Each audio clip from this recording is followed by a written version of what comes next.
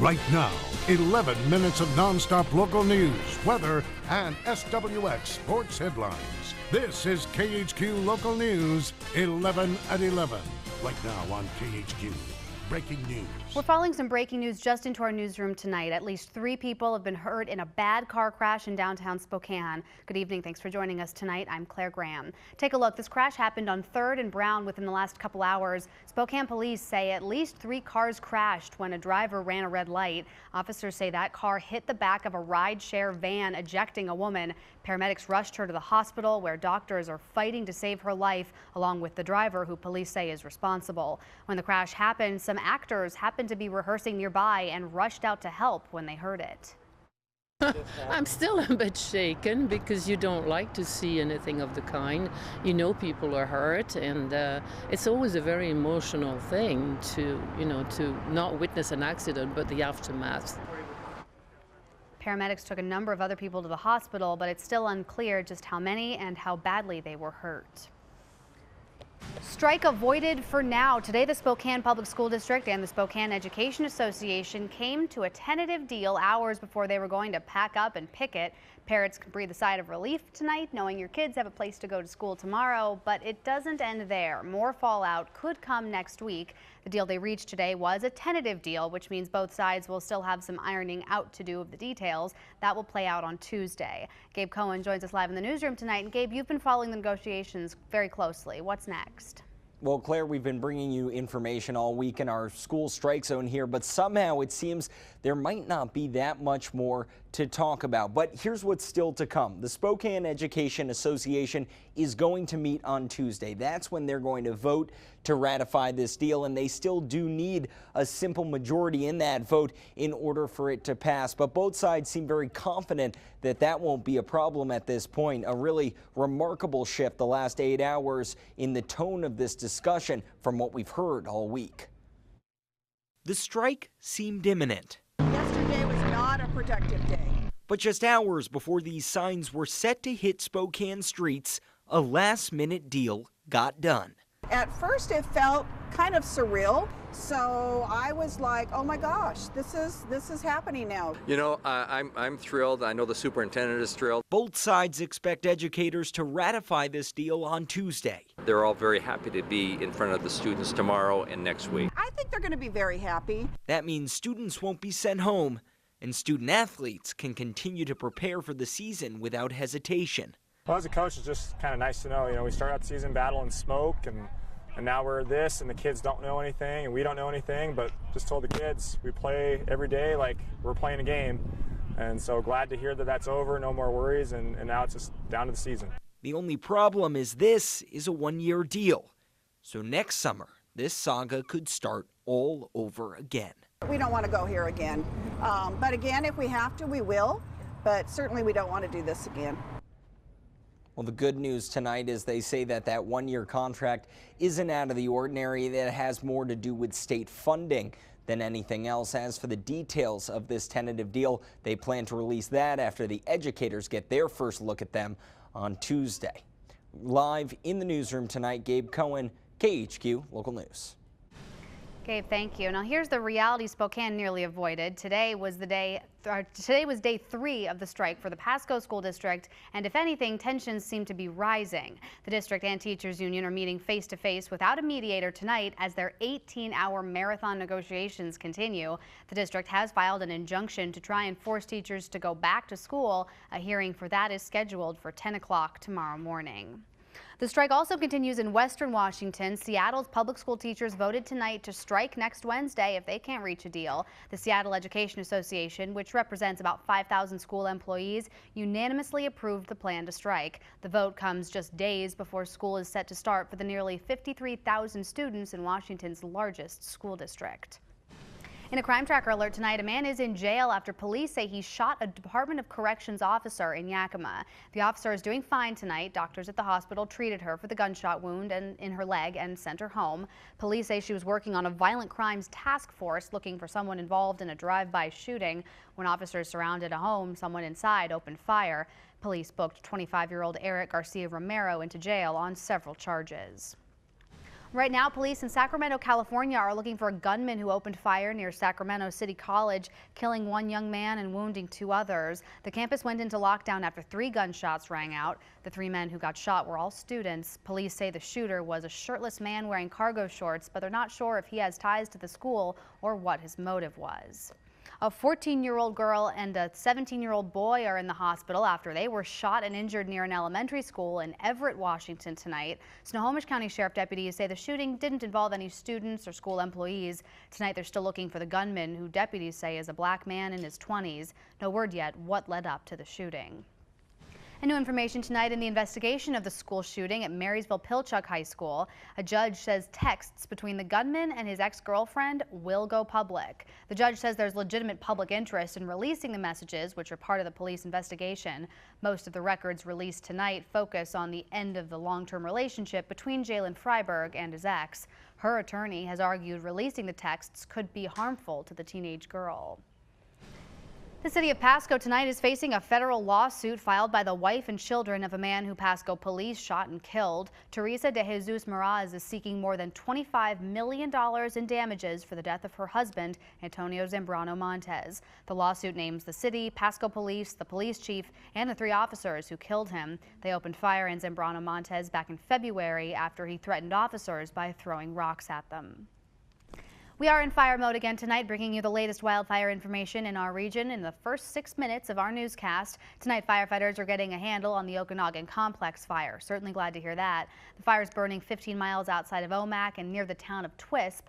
Tonight, firefighters have been making progress and evacuation levels have been significantly lowered. Tonight, these places on your screen are the only places for the Okanagan Complex fire that are still under level 3 evacuations, meaning people who live in these areas still can't go home.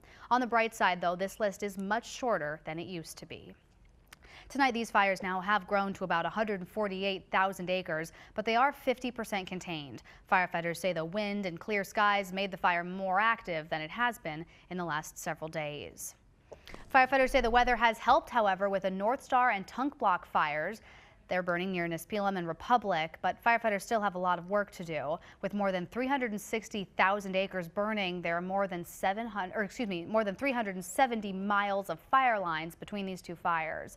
Right now, the North Star fire is burning nearly 206,000 acres. It's 25% contained. The Tunk Block fire is burning nearly 162,000 acres. It's 45% contained. Of course, we can't get to all the wildfires during our newscast, so for updates on many more of them, you can head to our web channel, KHQ.com. You can also keep an eye on the bottom of your screen.